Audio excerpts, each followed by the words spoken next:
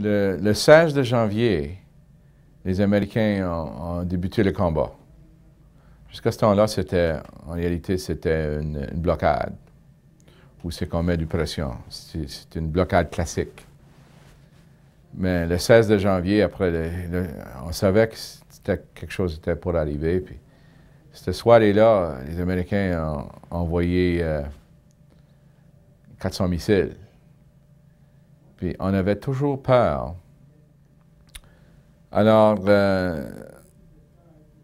la force que les Américains ont rentré là, puis ont détruit en réalité l'aviation, puis tous les systèmes de communication et les systèmes d'intelligence. Alors, l'ennemi, au Saddam Hussein, il n'y avait plus de force crédible.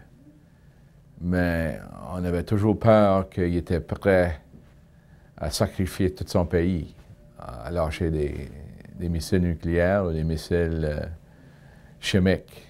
Et même après ce temps-là, il avait lancé des missiles contre Israël.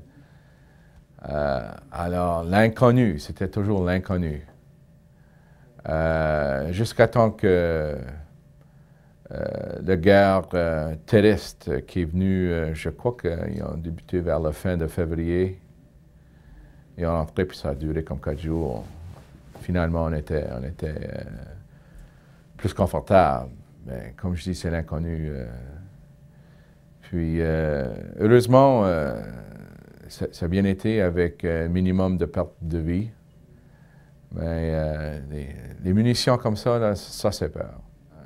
On a toujours pensé à une victoire. Ah oui, oui, oui, sans doute. Sans doute. Nos alliés, comme j'ai dit, les Américains et les Britanniques étaient tellement puissants. Sans doute. Moi, j'ai vu des forces, surtout des forces aériennes.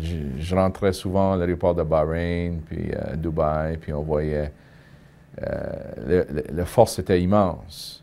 Mais heureusement, les Américains ont espéré jusqu'à temps que des forces suffisantes étaient en place, même des forces 3 fois qui étaient nécessaires pour le faire étaient en place.